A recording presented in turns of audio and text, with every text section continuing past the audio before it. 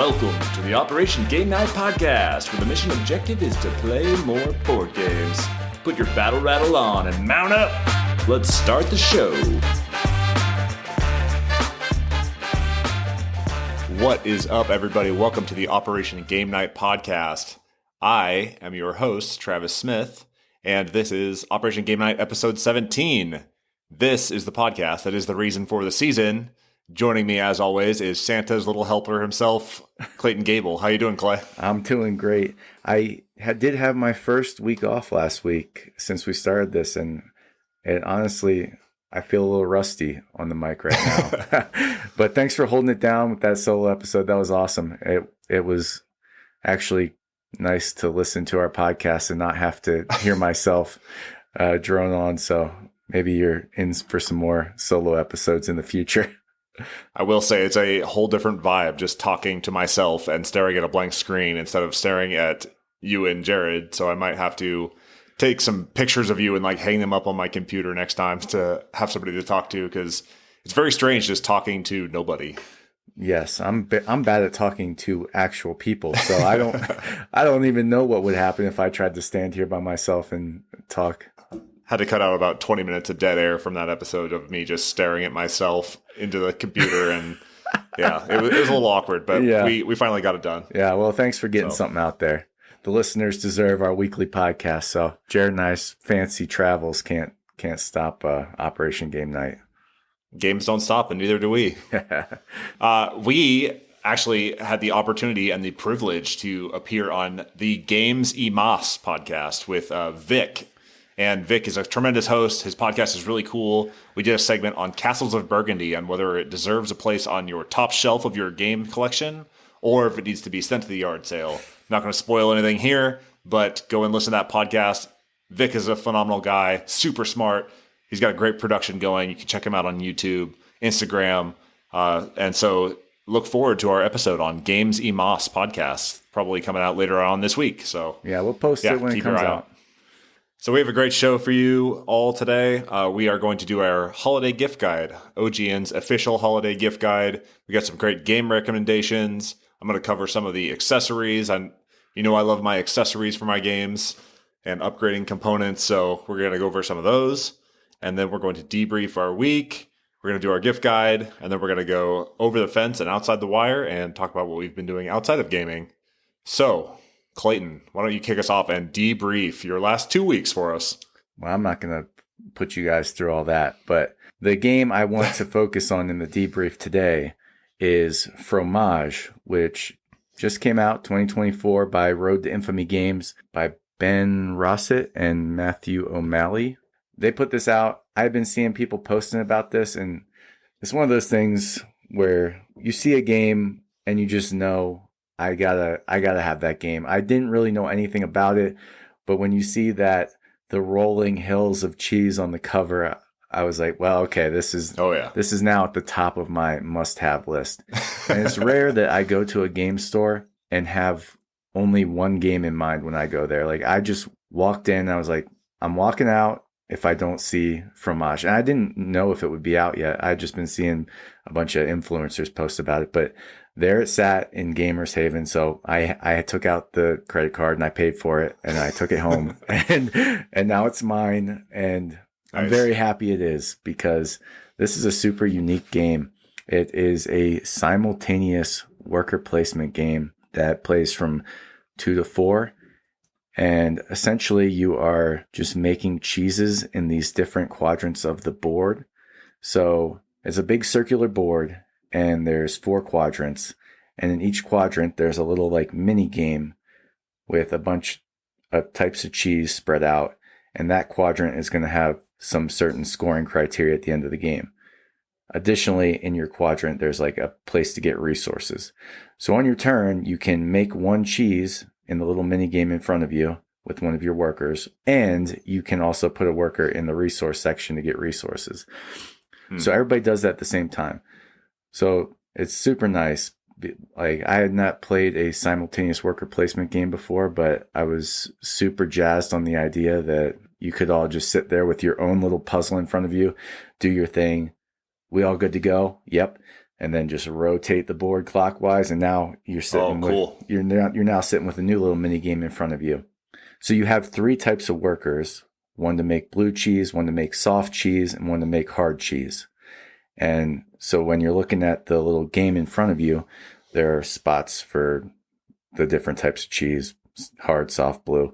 And it's kind of interesting at first because you're so used to like a Euro game where you have to spend resources to make something. And all you have to do in this is say, I want to make this cheese, and you put your worker there.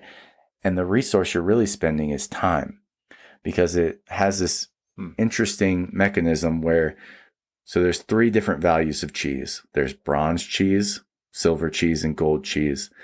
And if you decide to make a bronze cheese, your worker will be pointed to the right. So your worker's in the shape of this little cheese wedge, which is cool.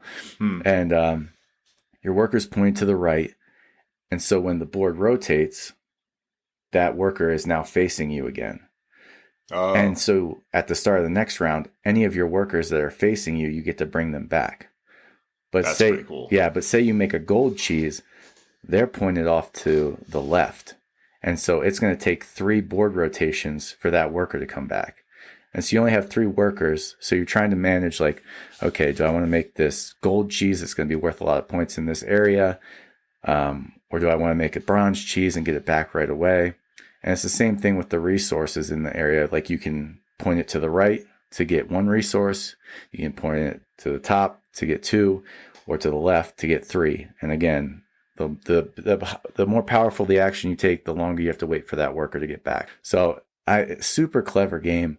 I don't know how well it'll hold up over time, but I played it once with myself and Mary, and we were done in like 30 minutes, which was nice. And then we played it with Scott and Brittany the other night, and it took, including the teach, including setup, including tear down, it took like 45 minutes. So nice. That's awesome. It's a super quick game.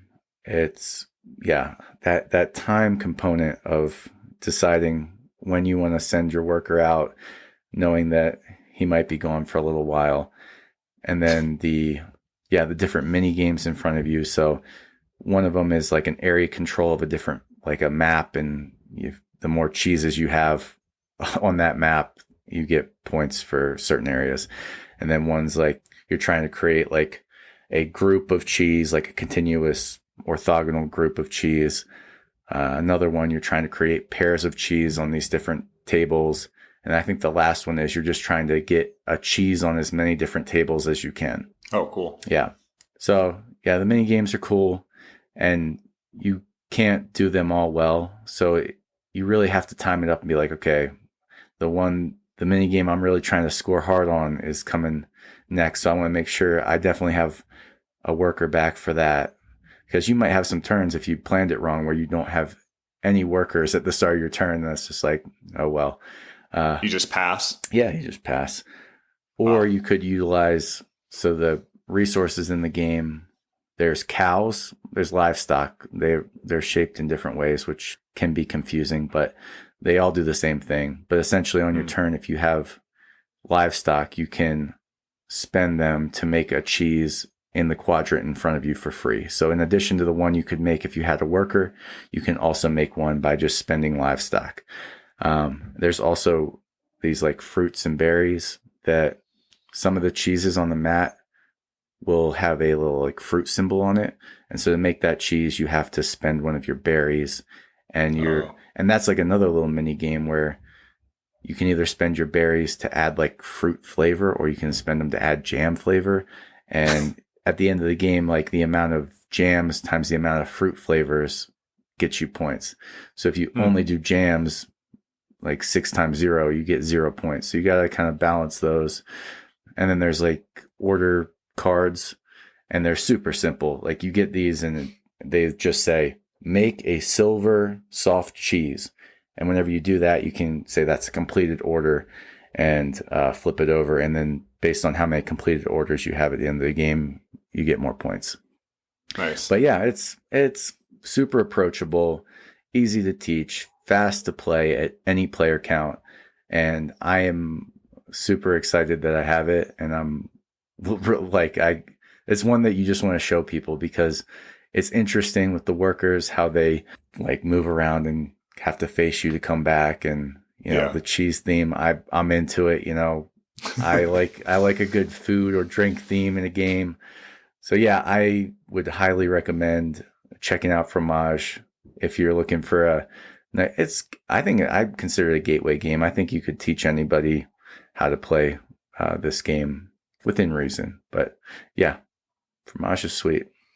Yeah, I'm definitely looking forward to playing this one. I actually backed it on Kickstarter a long time ago. Oh, and it actually it showed up last week, so I'm really excited to bust that open. I bet you said that you played it at 2 and 4 players. Which player count did you prefer to play at? I liked it at 4. In that they have ways to scale it for the 2-player game, so they have these little mats that slide in under the different quadrants that will like occupy the different spaces, so they're like not available. So it tightens the board a little bit. But it was cool seeing everybody's different cheese colors out on the different areas of the mat. I bet you got those nice deluxe components too, didn't you? I probably did. I honestly haven't opened it up yet, but yes, I probably did. Yeah. Knowing myself, I probably did. Yeah, man. But it's a cool game. I'm excited about it. You think it's going to stay on your shelf long term? I think so. I don't get the time, or I don't have the energy, and I don't have the people to play some of the heavy Euro games that I might like to play. So having a game that no matter who you're playing it with or what player count you're at, you can get it done in under an hour and still feel like you had a cool experience is probably something I'm not going to part with anytime soon. Nice. Yeah. That's great. This game would have made an awesome addition to Jared's Boards and Boards night. Yeah, for sure. Which looking forward to hearing about that next week on our podcast. Yeah, for sure. What you been playing, man? Yeah, so we had some family in town basically throughout the entire last month of November. And so we got a lot of games played. A lot of lighter games that we've talked about before. We played Super Mega Lucky Box, Can't Stop, That's Not a Hat. And we actually played That's Not a Hat at 5 people. No way. And that is the way to play it. It's so much better than the small groups because... Really? Yeah, the second the cards that are moving around start to shift away from you, it's amazing how fast you lose focus. Jeez. So, you know what you have, and then you flip it upside down, and as the action migrates away from you, all of a sudden you're like, oh man, what is it? Was it a top hat? Was it a timer? Was it a hot dog? Like I've completely forgot what I had. So you guys are playing it right now. We're playing it right now, or playing it correctly? You're playing it correctly now. We are playing it correctly. The last we talked, you guys were incorporating some interesting house rules that I can't imagine. No, we figured it out. We got this down now. Okay. But yeah, we played it a couple times, and Rachel's parents loved it. They thought it was pretty good and a good memory exercise. So yeah, played a couple of like family lightweight games. And then my brother-in-law is big into Star Wars, so he requested that we play Star Wars Villainous and Star Wars deck building game. Okay. Star Wars deck building game, great as always. That game is so tight and so nice. My preferred way to play is the expanded galaxy version of it, which is basically like instead of the 3 home bases that you're trying to blow up on each other's sides, you play to 4 bases.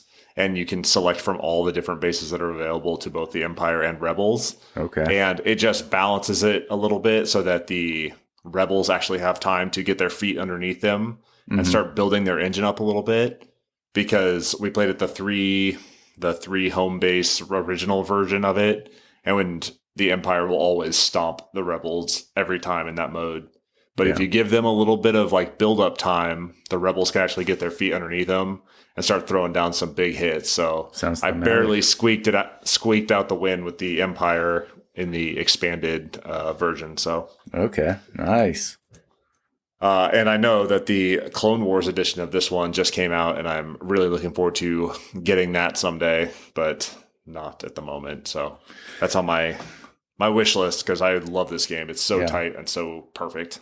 And then, so he wanted to play Star Wars Villainous. Yeah. And we kind of mixed and matched some heroes.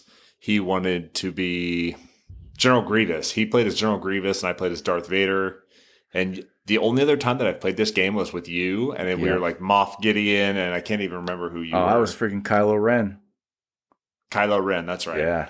And this game has kind of been looking at me on the shelf for a while now, and it's kind of been on the chopping block. It's kind of been on the chopping block for my shelf lately. Like, I did not really love it the last time we played. It was a little bit exciting because we were kind of learning it as we went. Yeah, it felt like it drug on. Like, it just kept like, you almost won, then I would shut you down, then I almost won, and then it just was like a constant, you felt like you could never get there. Yeah. And the only reason that was exciting was because we were learning it, and then I think it came down to the very last card. Like, we were both on the cusp of winning, and that was a little exciting.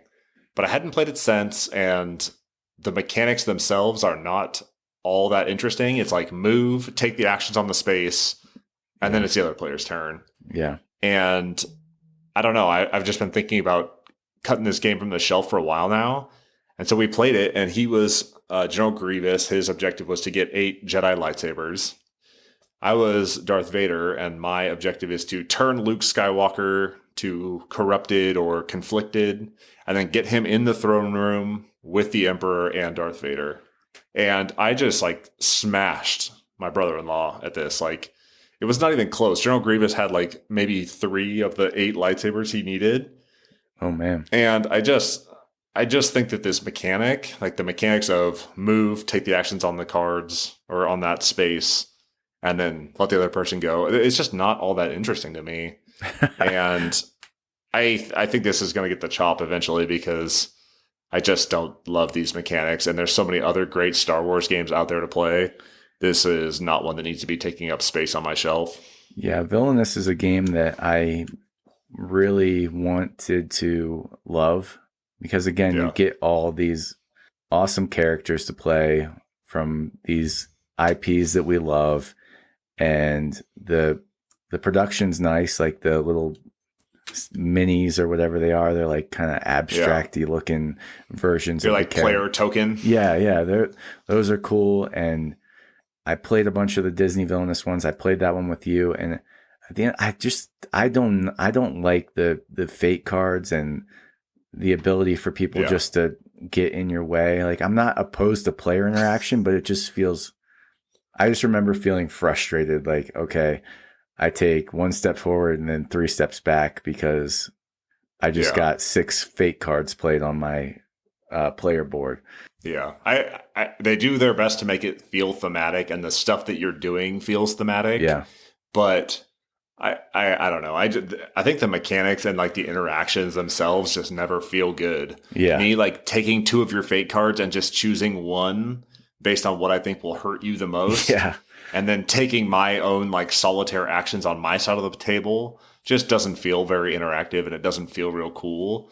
And there's probably like a much better way to, play these games where those 2 villains are in direct conflict and like, damaging one another or something like that. But that's not the game. So I don't know. This one will probably get the chop when I get back home, or maybe I'll give it to my brother-in-law. But I think it kind of soured him on the experience too, because he just got blown out and there was nothing he could have done. So yeah, that don't feel good.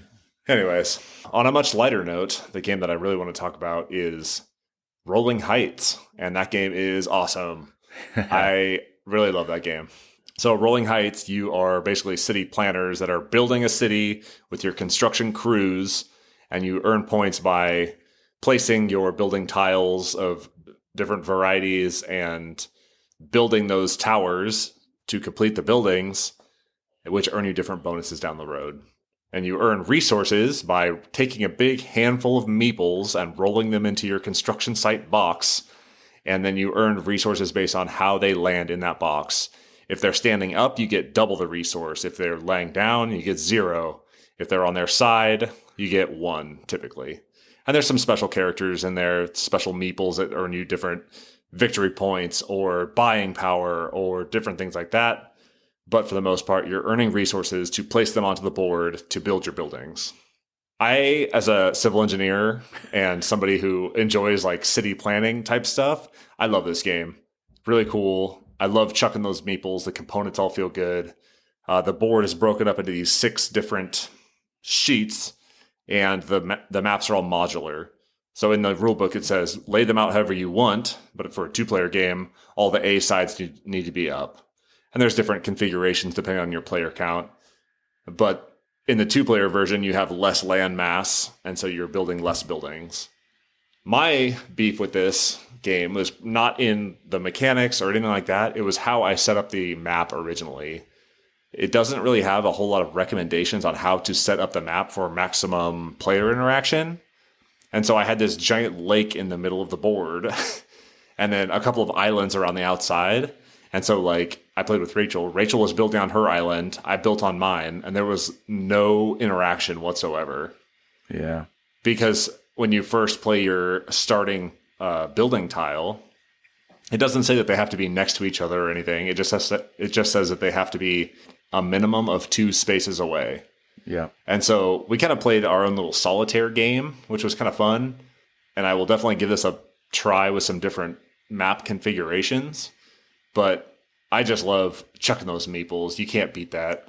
And then you get additional meeples once you complete your building. Some of them give you different colored meeples that do different things.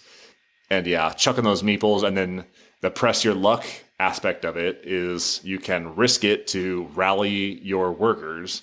So you pull out all the ones that are standing up.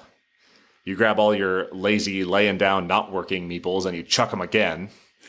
And if you don't get any that are standing up in the box the second time, standing up or, laying on their side, then your workers go on strike and you have to lose half of your resources that you had earned previously, rounded down, I believe. So yeah, press your luck, dice or meeple-chucking, city planning and strategic layout of different buildings, all great. This game is sticking around for a while because I love Rolling Heights. Daggone, man. Yeah, I actually got rid of Rolling Heights. Oh, and you're the one that convinced me to get it because you were talking it up so much. I know. It was one that I have fond memories of playing because it might be gimmicky, but rolling meeples into a box and they have these clever ways of, they're like, oh, you're working hard or you're working, like if they're standing up there, working hard meeple and they're going to get you double. And that's just such a fun gimmick. And the colorful meeple variety you have. And it's like a bag building game of meeples of different colors, which is awesome. And I loved that part of it. But for whatever reason, I always hesitated to get it out again. I played it maybe 3 or 4 times, and then it just sat there. And then every time I'd look at it, I'd be like, I just remember those freaking cubes being a pain, just like kind of annoying to manage, stacking them and kind of fiddly. And then if I wanted that push your luck, dice pool building type of feel, I'd just go for Cubitos. Oh, yeah. Yeah. It's kind of in the same vein. Yeah. And they're both AEG. I think did John DeClaire design Rolling Heights too? Yeah. So, yeah, eventually it just sat there long enough. I'm like, I just keep going back to Cubitos instead when I'm in the mood for colorful dice and, getting dice with different powers. And I didn't want to have to deal with the fiddliness of trying to build these little statues or these little towers next to each other. But it is a fun game, and I would definitely play it. And it's just at the end of the day, I didn't.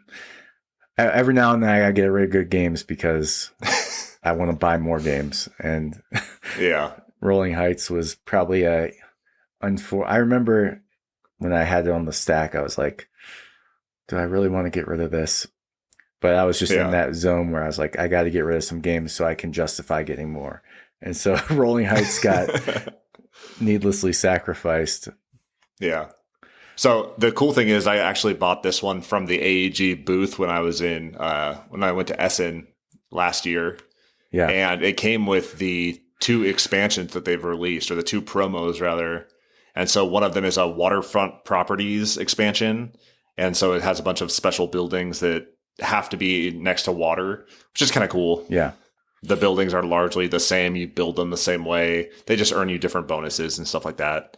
And then it came with another one that has a big ape expansion, aka King Kong. Yeah.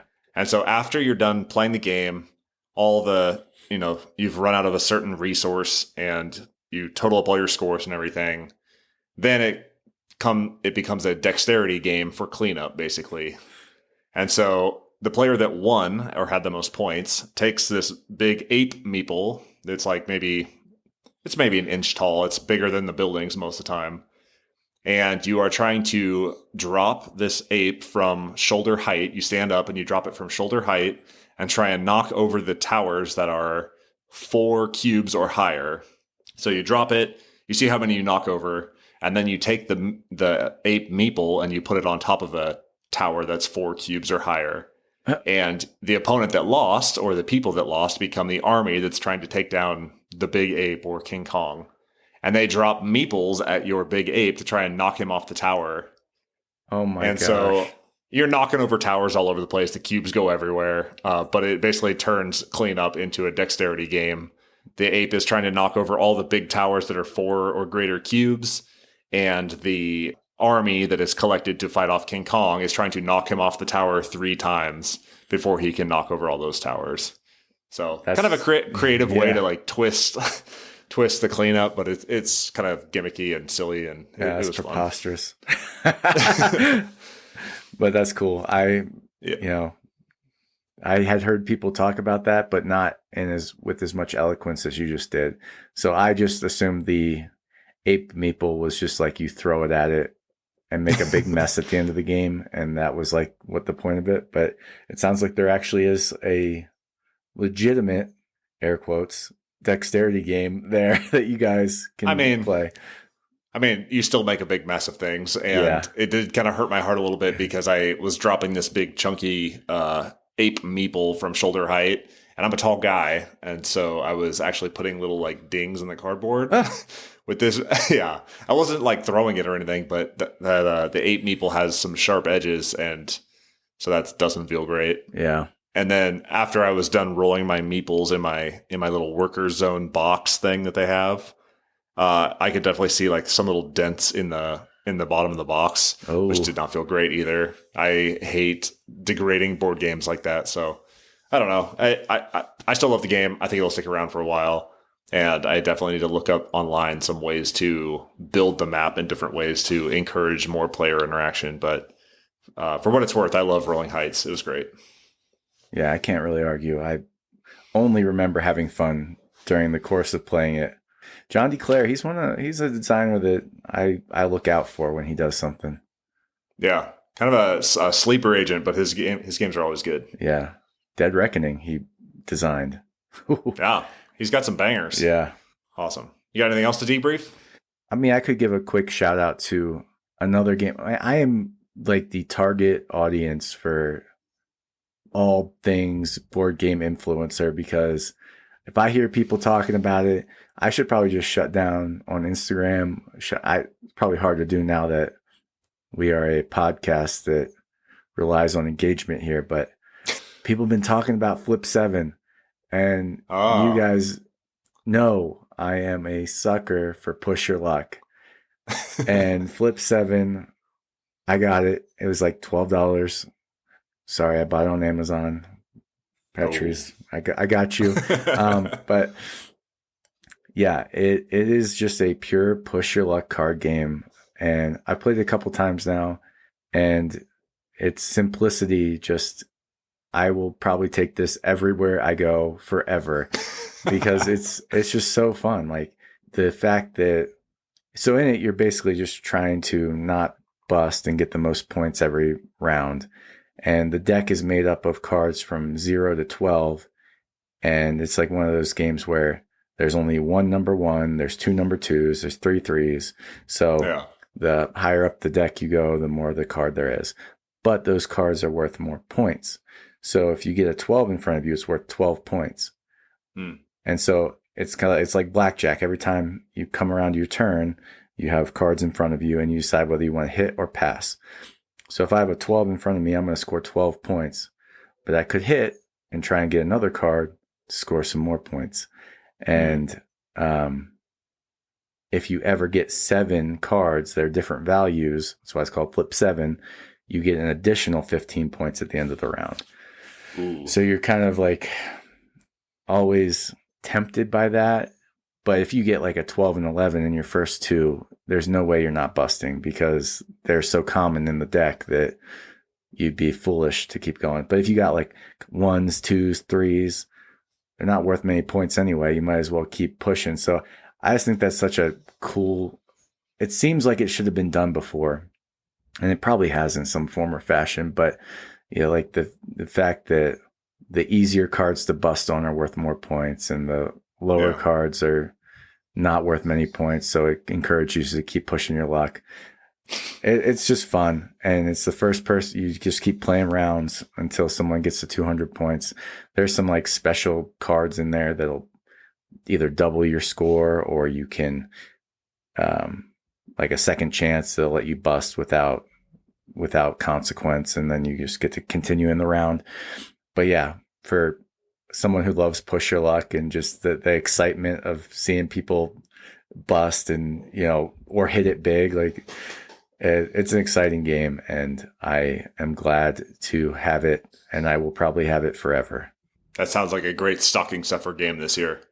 It's not on my list, but I didn't want to be too. That sounds awesome. Yeah, I'm gonna have to add that to my wish list. That sounds awesome. Yeah, it's a lot of fun, and then it's so easy to pick up for anybody. I mean, you literally just— Is it like literally just a deck of cards? Yeah, I mean, it's got those few different action cards in there, but it's just a deck of cards, and you can literally just— I mean like box size. Like, is the box size just a deck of cards, basically? Of course not. I mean, it is just a deck of cards in the box, but it is a box that is bigger than it should be for just a deck of cards. Of course. You got to make it, got to give it some shelf presence. Yeah. It's cool. It's cool. Nice. Are we ready to move on to our holiday gift guide? Let's hit the mission objective, Travis. Let's fall in on the mission objective, which is our Operation Game Night gift guide. So we're going to go through and we're going to make some recommendations on what you should get the board gamer in your life this year. Or maybe you have a fellow board gamer, or maybe you need to gift something to your game group. So we're going to do some stocking stuffers, some family games, 2-player games, and then gifts for the serious board gamers with a capital G. So, Clay, you have anything to say before we jump in on our gift guide? Yeah, I just want to say, like, I watch these gift guides and listen to these gift guides every year.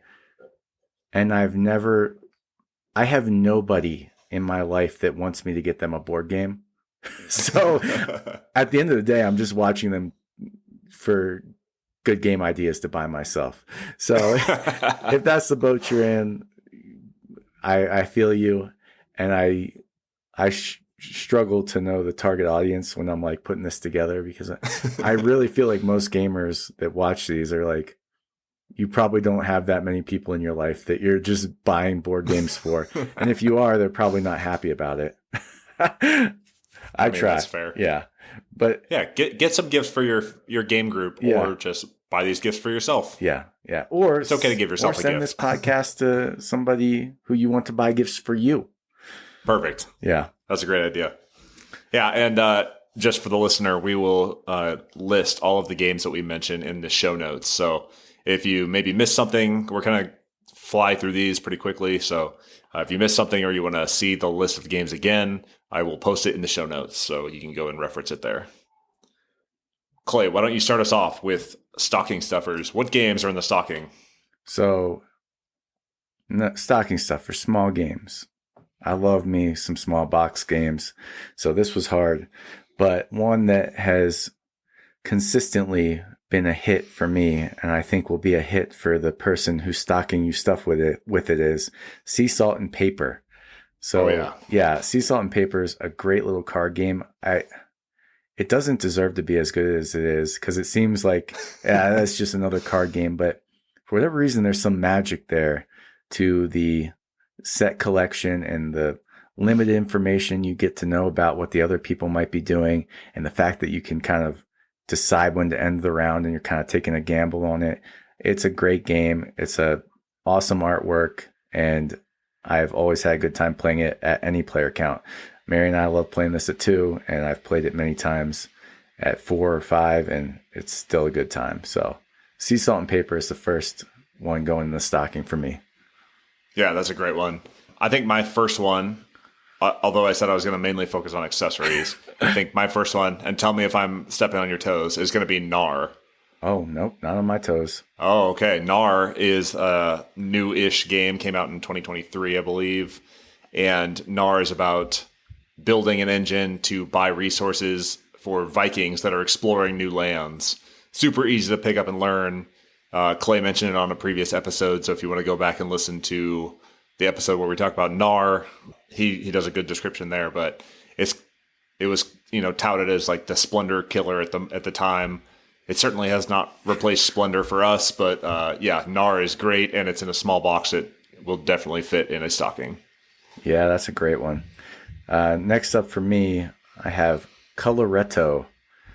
This is an older game, but a great one. It's in a tiny box, as you would expect for a stocking stuffer, but essentially you are creating these piles of cards, and so on your turn you have to decide whether you want to add a card to one of the piles or if you want to take one of those piles for yourself. So you can only do one of those things, and if you decide to keep adding cards to piles, you might be making it better for somebody else and they might take what you want. So it's an interesting choice when to decide to take the pile versus throw a card on another pile, and you're kind of looking at what other people have and trying to put stuff they might not want on a pile to deter them from taking it, or at the very least impact their scoring in a negative way. So super interactive, 15 to 20 minute game. Have had a ton of fun with Coloretto. Nice. Good recommendation. I'm going to shift gears a little bit and talk about some accessories, because I love accessorizing my games. And there are so many resources out there to upgrade your games and in your game components nowadays. So first off, I'm going to mention card sleeves. I know a lot of people won't advocate for card sleeves. It's extra plastic, and most people won't play card games enough to wear down their cards. But I'm a sucker for putting cards in card sleeves for my game. There's something so satisfying about that. Even if you don't play that game enough to wear those cards down, there's something so satisfying about sleeving those cards. It's therapeutic, man. And Board Game Geek recently added that sleeve it feature to their different game pages. So if you have a loved one that loves a game that involves cards, go on Board Game Geek, look up the game, and there's a little blue tab that says sleeve it, and it'll tell you what sleeves to buy for that specific game, because there's something so satisfying about sleeving your cards for your games, and that would be a great stocking stuffer for me. I just experienced the first game that I have that I'm like, dang, I wish I had sleeved those cards, because we've played it enough now that the cards are starting to look a little ratty and it's upsetting me. And that's Marvel Splendor. So, yeah, I'm upset that I haven't been on my sleeve game, and now I'm looking at Marvel Splendor with these raggedy looking cards. But yeah, good choice. Excellent. What's next? Next up for me, I have a game I talked about recently, a new game, The Gang, the cooperative Texas Hold'em game. So if you have got somebody who likes gambling or playing Texas Hold'em, you can go ahead and throw this little $15 game in their stocking and see if they get a kick out of trying to deduce each other's hand strengths during the gang. Yeah, that one sounded awesome, and I've seen that out in the wild, so it's pretty readily available, and you can find it at your friendly local game store. Next is going to be dice trays for me. I love a good dice tray. Rachel got me some really nice ones a couple years ago, and they made great stocking stuffers. She found these ones that are leather, but they fold up in the corners, and they have little snaps. And so when you break them down, they go completely flat. But then when you're ready to game, you snap the corners, and they pop back up into little dice trays. And those have been super convenient and easy to store, and are just like readily available. You can throw them like in the laptop holder of your backpack, and they don't take up any space. So yeah, those dice trays are great stocking stuffers for loved ones that love to roll some dice or maybe chuck some meeples. Maybe they're playing some some rolling heights and need to chuck some meeples. So meeple dice chuckers. trays. Okay, well, I'll give one more just to try and keep pace with you here.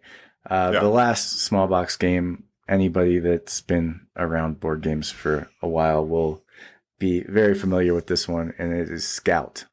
So Scout originally, I don't know what they got going on in Target, but it was Oink Games. I don't know if Oink Games made it look different to put in Target, but it's now like at Target in like a Uno type box. So it's it's very available, very affordable, but it's a fun shedding ladder climbing game where the hook is when you get your cards, you can't reorganize them in your hand.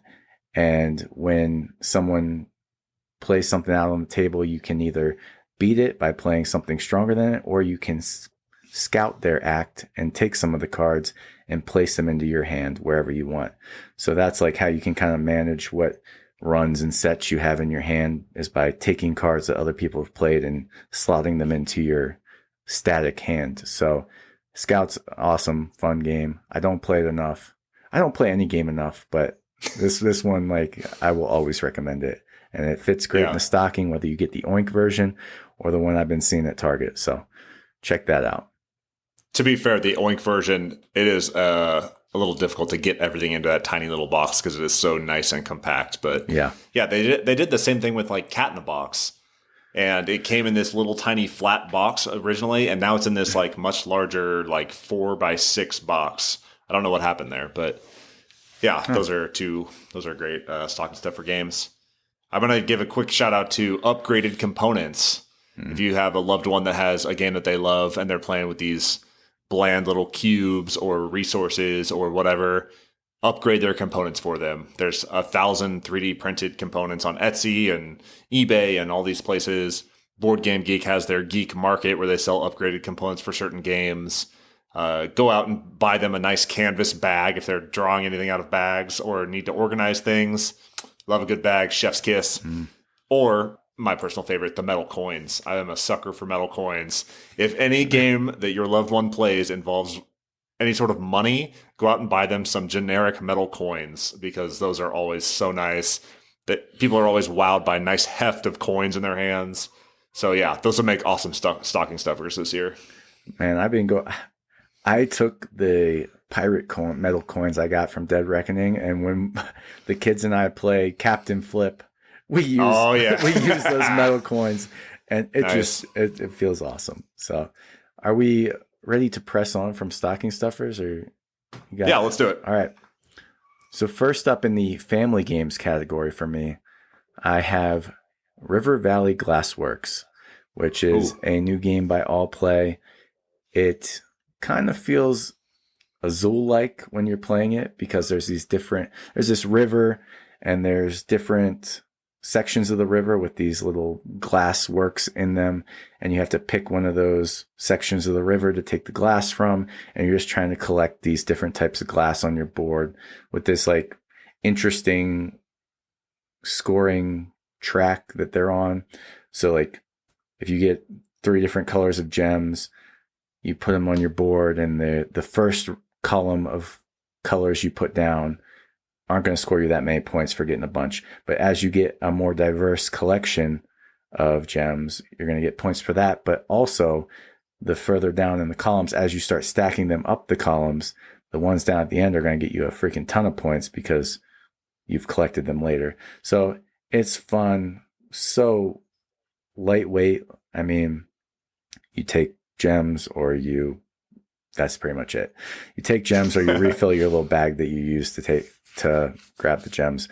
Anyway, River Valley Glassworks, fun, 20-minute game. Families definitely would enjoy. So check it out if you haven't.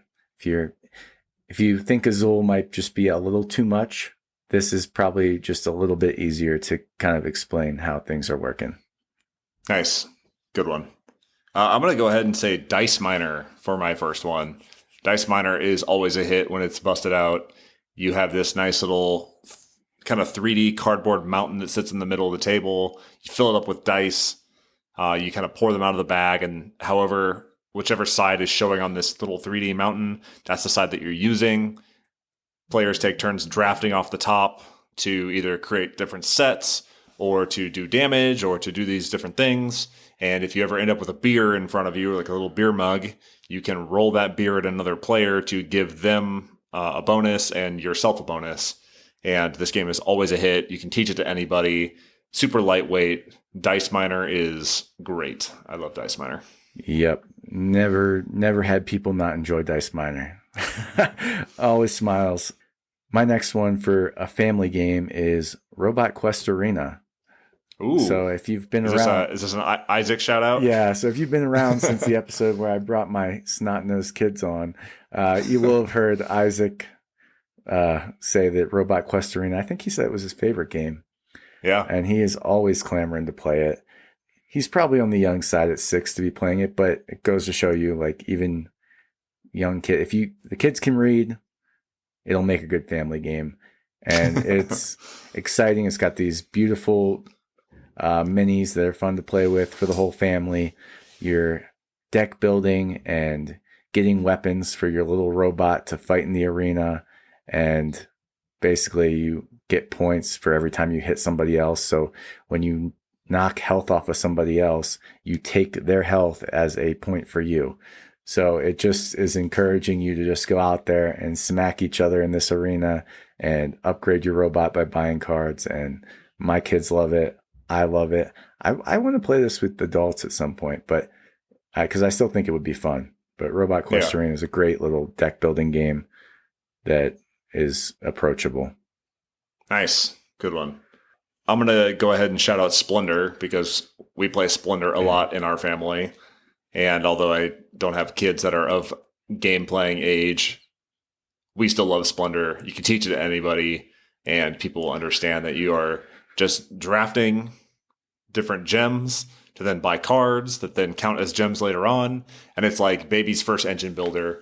And it's competitive in all the right ways. And we play this probably more than any other game when people come over is Splendor because it's probably my wife's favorite game at this point is Splendor. So nice. We get a lot of plays out of that. And that is also our game that it has like the ratty cards now because we played it so much. So should have sleeved it. Yeah. Yep, I know. It's too late. Damage is done. My last family game is Planet Unknown. So this was one of the first games I talked about on our episodes, but I just recently played it again, so it's top of my mind. I just think it's a great little polyomino Tetris-y game and gives you enough to think about. It plays quick at no matter the player count because like Fromage, you're spinning this Lazy Susan around and you can take a tile from the section that's in front of you and you're all doing that at the same time, placing it onto your little planet and then moving up the tracks associated with the tile. And it's just a fun, rewarding game that I think many families could have a good time with. Might be a little much for my kids' ages at 8 and 6, but I think, you get to 10 and up. That's a very approachable game that you could play with the family. Nice. I am going to call an audible. I know that I sent you a bunch of stuff. Mainly it was shout outs for Jared, which were, Bonanza, which could be a stocking stuffer game. Yeah. And then Marvel United, we've talked about a whole bunch on here, but yeah. I'm going to call an audible and say Thunder Road Vendetta. Ooh. It's got a 1.93 weight on Board Game Geek, and it's ages 10 and up, but the community says 8 and up. It's pretty simple car battler. I think even kids could get really into the car battling aspect and the race around the track, and it's super thematic, little Mad Max type theme board game. So yeah, Thunder Road Vendetta. Plus, it's kind of the new hotness right now. It kind of just came out to Kickstarter backers. You can find it in the wild. So yeah, Thunder Road Vendetta is going to be my next family game. Okay, so 2-player games. This is a fun one because if you're out there and you're a gamer and your significant other might not be that into gaming, this is a fun way to trick them into getting them a gift that is actually for you. So look at that. Or if you know a couple and you're like, man, that couple should spend some more time together. These are going to be some good games to build that relationship of a 2-player game. Or maybe you just got a buddy you want to play games with. And you're like, man, me and Travis, we need to get down with some 2-player games together. We got a list for you. All right. Yes. The first one I have is Caper Europe. Oh, yes. That's a great one. Caper Europe is so good. I mean, there's a million games out there that are kind of like this lane battler type game where you're tug-of-warring between different areas and you have to balance your presence in the different areas. But the way Caper Europe does it, I just love it. So you alternate between these rounds where you're playing thieves to these 3 different locations, and you're like passing the cards back and forth during this 2-player draft. And then the next round, you get these equipment cards to give to your thieves that you have at the different locations. And you just go back and forth drafting, doing thief rounds, doing equipment rounds, and they're all like moving these little pieces back and forth as you tug of war for these different areas. And you're also trying to steal gems from the areas and collect them to get points. And it's a beautiful production, awesome game by Keymaster. Highly recommend for a 2-player audience. Plus, the production on this one is super nice. Yes. I don't know if you have a special edition or whatever, but like the velvet lined board. That's just the regular edition. It's so nice. Yeah, Keymaster crushed it. My first one's going to be Sky Team. I got this last year, and it has been a hit ever since. It's a 2-player cooperative game where you're trying to land a plane, and it does handle communication and the interaction between the pilot and co-pilot a little strangely, because once you roll the dice, you're not supposed to talk with one another, but you're basically rolling dice secretly behind a little shield. One person plays pilot, the other plays co-pilot, and every turn you're trying to allocate your dice that you roll to these different spaces to put the flaps up and to, throttle down and to apply the brakes and to do all these different things to make sure that you are level and have the gears down and all this stuff. You're basically hitting a checklist before you hit the ground. The base game, or the first round, you play it bare bones, not a whole lot of other added complexity to it. You're like, okay, we did it. It's fine. But then you start adding in the different airports that you're landing at, the different modules with like leaking fuel or the crosswinds and stuff like that. And this game gets really complex and pretty awesome really fast. So I've played it with a bunch of the different modules. The leaking fuel, you have to add a dice to the leaking fuel gauge to prevent you from losing a whole bunch of fuel right off the bat. Yeah. So every turn somebody has to put a dice or a die at the fuel tank or whatever in that space. The crosswinds, you have to continually use the rudder to like straighten yourself out. Some of the airports that you're landing at have mountains and stuff that you're trying to avoid. So you have to roll and pitch and do all these things to avoid the mountains as you approach. And some of them I've landed at those airports, and it is 100% accurate that you have to do that type of stuff when you're coming in for landing. So, Sky Team is a great 2-player game, and it won the Spiel des Jahres last year. So it's a hot game and would be greatly appreciated for 2-player games. Yeah, just this weekend, Spanky had his brother-in-law in town, and he's board game curious, and he's excited. And so he came over to borrow a bunch of games, and he took Sky Team, and they've played it a few times, apparently having a really good time with it. So nice. Definitely a great 2-player option. The next one I have is Tokaido Duo. Oh, nice. So the regular Tokaido didn't really hit for me. It was fine, forgettable. But Tokaido Duo is in a small little box, and it's just a chill game, and you are moving around the board, and you have like 3 little mini games you're trying to do. And so you're managing that, and it's just got a nice presence, quick game. And if you're just looking to relax with somebody in the evening, I would suggest giving Tokaido Duo a try. It's easy, and it definitely fills that void of like Mary and I don't want to get into anything serious, and we can just Tokaido it out. Have you played this? Nice, good one. I have not, but I've watched a couple videos on it. It seems really cool. Yeah, that's neat. My next one is going to be Wild Duo. I've talked a lot about this, so I'm going to skip over it. But Wild Duo is actually a set of 5 different 2-player games, and each of those games has both a basic mode and an advanced mode.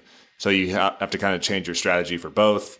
They're both animal themed, so if you have an animal lover in your life, this is a great gift for them. It's by Marcus Durr and produced by Treacer Games, I believe, published by Treacer Games. So Wild Duo is 2024 production and still hot and new. So if you have an animal lover in your life, go out and get Wild Duo. One other shout out is Kelp Shark versus Octopus. Oh, yeah. Also on the newness, also very hot, also awesome production. So Kelp Shark versus Octopus is also a great 2-player recommendation from 2024. All right. Let's move on. Should we move into the serious gamers, the people that want to get weird with strategy? Yeah, let's do it. The first one, this is the only game I think I've ever recommended that I don't actually own.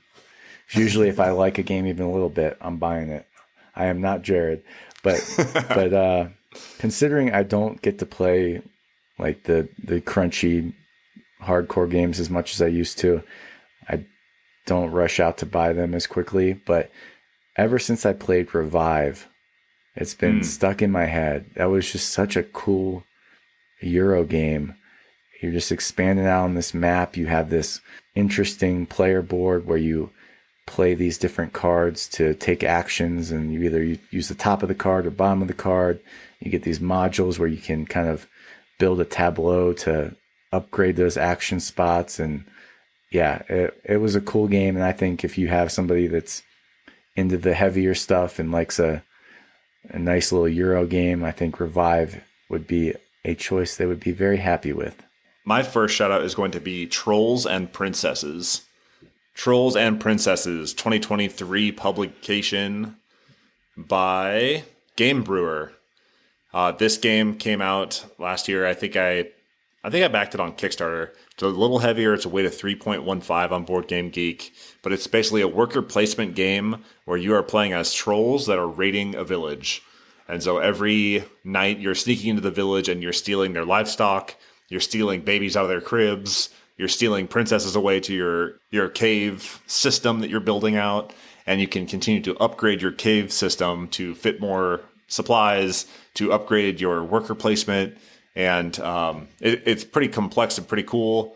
Great decision making, competitive resource snatching. You actually feel like you're like taking things away from these different areas of the town, and you're trying to steal the bell towers away from the village. So it's pretty thematic, pretty cool. I have a copy of it, and I'm sadly not getting it to the table all that often, but I have played it before, and Trolls and Princesses is a great game if you love worker placement. Right on. I'd never heard of that, but it sounds pretty fun.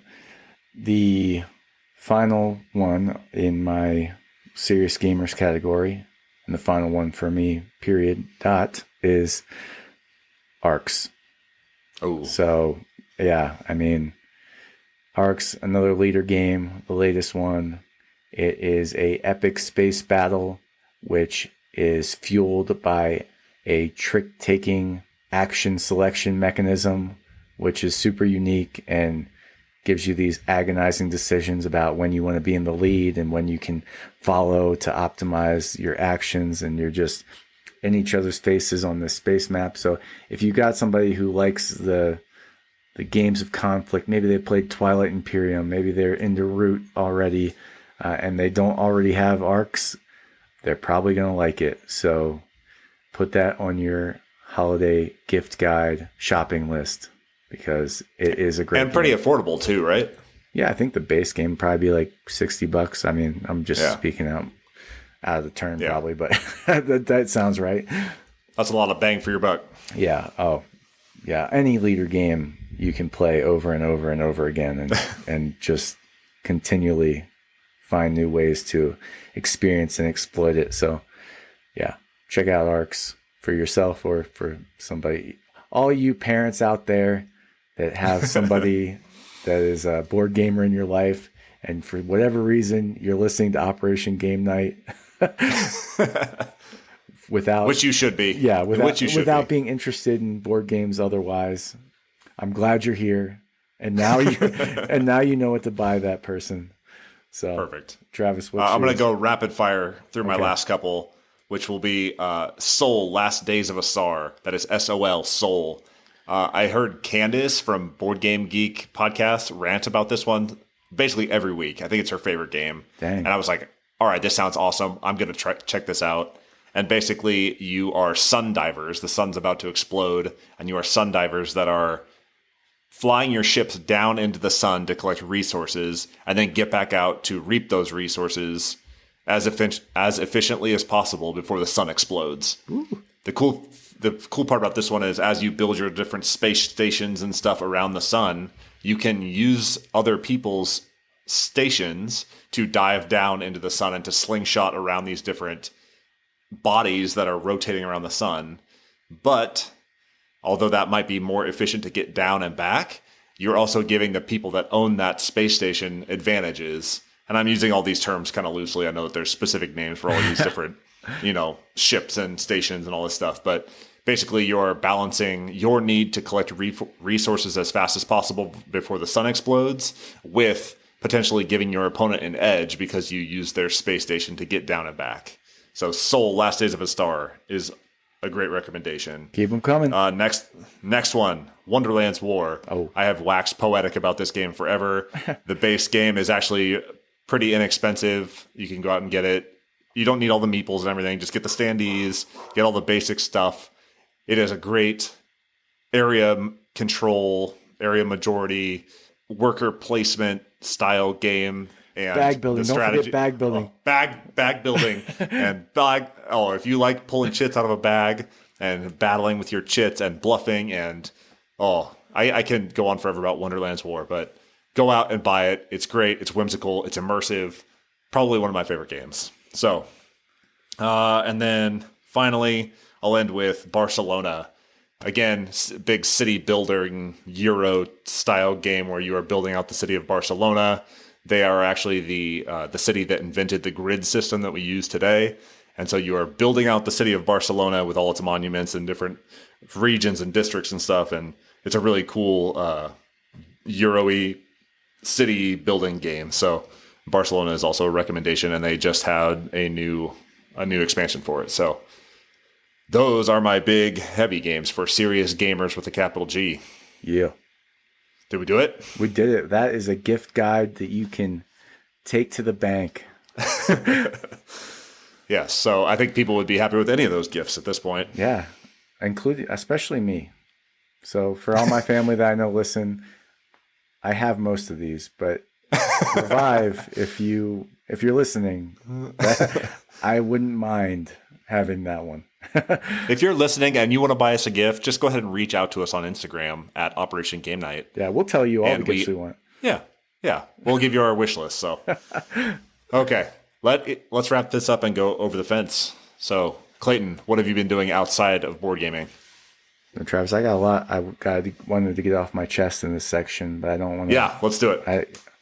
Let's take it from the top.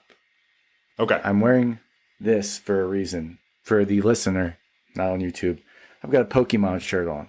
With which Pokemon? Well, that's freaking Charmander. Okay. Yeah. Sorry, I didn't paint a good enough picture with my words. But anyway, I started playing the Pokemon Pocket TCG on my phone. And I really did not expect much out of this because I was like, I'll download it. I think I heard Jamie from Stonemeyer Games talk about it in one of his like weekly game things. Yeah. And I was like, you know what? I have dabbled in TCGs now, and I had fun for a little while playing Pokemon. Like, I obviously played Pokemon growing up. I'm freaking a 90s kid, so Pokemon will never not be cool to me. And so I had been learned like within the last year how to play the actual like game and build your deck and battle, and not by the kindergarten rules where it's just like my card's cooler than yours, so I win. But anyway, so I was into that for a little while. Haven't done it in a while, but I got downloaded this, and it's super fun. Like, I did not think collecting cards on a app would be as satisfying as it is, but without spending any money, you can open 2 packs a day. Yeah. And then there's ways to get like stamina that lets you open more potentially, depending on like if you battle or complete these missions. But I've got like 400 cards collected now in the past few weeks, and I got some sweet ones. And it really does feel exciting when you open a pack and you see like a freaking full art Mewtwo as the last card on there. And it's awesome. Yeah.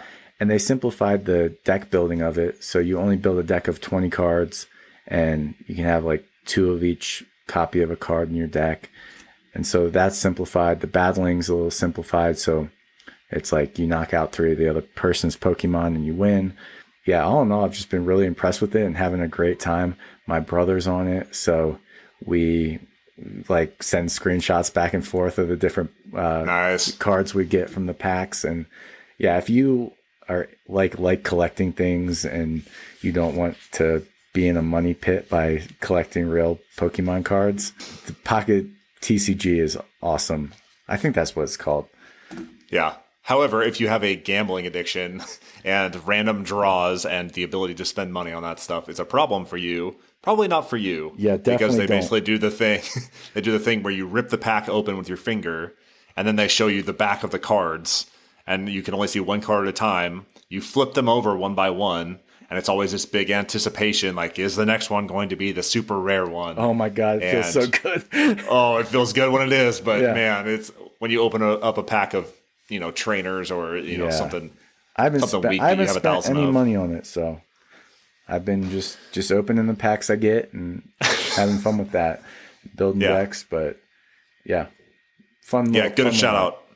Good shout out because I have also been playing, and that game is pretty fun. You gotta send me your friend ID so I can do some wonder picks from you. All right, sounds good. What else you got? Next over the fence, obviously went to Disney. Wow, that's not obvious. I don't know if I even talked about that. No, you haven't. But I wasn't here on the podcast with my loyal leader, Travis, last week because we were in Disney World in Orlando. First time I've been since I was like 10. It was the first time our kids had gone. Our parents were generous enough to take us there. They'd been planning for it since basically our kids were born. Like, hey, we want to take them to Disney at some point. So we did, and my expectations were pretty low because in general, I just don't like being around a lot of people, and I assumed we would just be standing in lines the whole time. But we got lightning passes, and we were on things so quick, and it was amazing. Like, I might be a Disney adult because I want to go back there all the time, especially shout out to Hollywood Studios. That was my favorite. Going to Galaxy's Edge was the highlight of the trip for me. Like feeling like you were literally in Star Wars, the movie. It's pretty awesome. Yeah. Walking around with the stormtroopers and like Rey and Chewbacca are sneaking around. Yeah, it's pretty awesome. It's so cool. But anyway, freaking Disney trip was great. I think the kids had fun too, but I honestly was so focused on all the fun I was having, I couldn't tell you.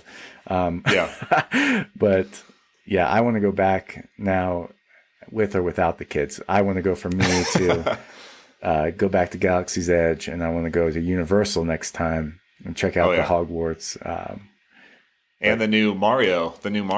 Oh, world really? Just opened up. Yeah. Like, we ate dinner in Hollywood in like the Toy Story land, and it was just so cool. Like, I don't even know if the food was good, but it just felt like you were in like a freaking toy box, and I loved it. But anyway, that was. Did you go on Rise of the Resistance? That was amazing. It's incredible. It's probably the best special effects I've seen on a Disney ride, period. Yeah, that phenomenal. It's so cool. I don't know if I ever should even go on another ride. That was just like an epic life experience. And it wasn't like, apparently I'm old now and I can't do roller coasters anymore. I was like getting sick on the freaking roller coasters, but that one did not make me sick. You were just kind of like scooting around this area. But yeah, that was my favorite ride by a mile. And me just too. Being in Galaxy's Edge was awesome too. But yeah, excellent. Freaking Disney World. Like they needed any more endorsement, but it's awesome. Give Walt Disney your money. He needs your money. Yeah. And the last thing, just fresh off the dome here, because last night we went to see Wicked, and it was amazing. Up until 2 months ago, I'd never even seen The Wizard of Oz.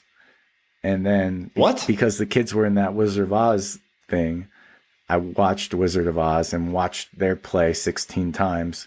So Wizard of Oz is very familiar to me now. And I had no idea what Wicked was. Apparently it's the prequel to Wizard of Oz. And they just came out with the part 1 in theaters, and it's a musical. I love musicals. I did not want it to be over. Going to be singing. You're a theater dad. You're officially a theater dad now. I'll be singing those songs for the next 3 weeks now. But yeah, if you haven't checked out Wicked, you should. It'll make you super popular. Ooh. Oh, nice. Like that. When we went to London this past year, we decided to go get tickets to go see Wicked. You saw it at the in West real End. life? We saw it in real life. And we got to I don't know if Rachel has ever been to like a Broadway play or any sort of live play like that. And we got to the intermission portion, and Rachel goes, "Is it over?" Oh. And she was like getting ready to like stand up and leave. And I'm like, no, there's a second part coming. And she's like, how long is this thing? Apparently so very I think long. we decided that we're not theater people. So good for you and Jared that have some class and like to experience. You should go that watch type of the stuff. movie then. You don't even have to be a theater person to go see the movie. I mean, I'll take my 2-month-old daughter and go see the movie. Yeah. Oh, drop her off somewhere. There's plenty of people that want $20 for watching a baby. Yeah, that's probably true. So excellent. Yeah. All right. Now, what else? That's it. I've spoken too much, but I just hadn't talked to you in a while, and those things have been very important to me, and I wanted to tell you about it. Most importantly, is your time in the Space Force coming to an end? I am no longer going to work in the Space Force. I'm still technically a part of the Space Force until May, but I started up. I probably should have mentioned this too. This obviously is probably the biggest thing that happened in my life, but it's been overshadowed. Changing careers. It's been overshadowed by Wicked. Yeah. So I started my Skill Bridge internship this week. So just getting my feet wet there, working, trying to figure out some freaking software development, coding. Man, it's crazy. But yeah. Good for you. Your watch has ended. You are done being Galactic Defender. Thank you for your service. Of course, sir. Keep serving. Awesome. Good for you. Yeah. So what's up with your life? Man, I don't have all that much to brief. We've just been hanging out, being a bunch of bums and, watching lots of TV and movies as we do. And I read a couple books off of like TikTok books or whatever. Like they're pushing these books like, oh, these are the best horror books that I've ever read. So I was suckered into buying a couple of those, and honestly, I've been disappointed. So I think I'm going to think for myself from now on and not to buy books that are recommended on social media. And then we've been going to a lot of German Christmas markets because we are in full swing of Christmas market season, and every little village in town has their own little one. But then you can go to the big cities that have these gigantic sprawling ones. So when we go up to visit my brother-in-law next weekend, we're going to go to the Cologne one, which is like one of the biggest ones in Germany. It's huge. It's like right at the foot of their big Gothic castle. So really looking forward to that one. And then we'll do a couple other small ones around there. Okay. And yeah, it's like a whole thing. Like people come to Europe during this time of year just to go to Christmas markets and to collect those little mugs. So you go and you get your spiced wine that's called Glühwein. And you pay a deposit like €2, €3, €4 for these little mugs that have the city name printed on them with like a Christmas scene and a snowman or whatever it is. And people collect these things from all over the world. So we have our little micro collection of Christmas market mugs going. And it's been pretty fun just to go around and eat the food and see the towns and do all that sort of stuff. So that's cool. Yeah, but you we're also in full swing. Can just go to Epcot. That's also true. It's basically the same thing. Yeah. It's basically the same thing. I don't know why I would go to Europe when I've been to Epcot now. So, have you seen France? Well, I have been to Epcot. Yes, I did eat some pizza in Italy last week. Yep, so that's right. Yeah. You've been to Paris? Yeah, I've been to Paris, Las Vegas, Paris, France, Las Vegas, or whatever, Paris, whatever it is. Yeah. Awesome. That's cool. Did we do it? We did it. Episode 17. It's good to be back. Welcome back. Yeah. Welcome back to all. This has been episode 17 of the Operation Game Night podcast. I am your host, Travis Smith. He is your co-host, Clayton Gable. Yes, I am. And we're out. All right, see ya.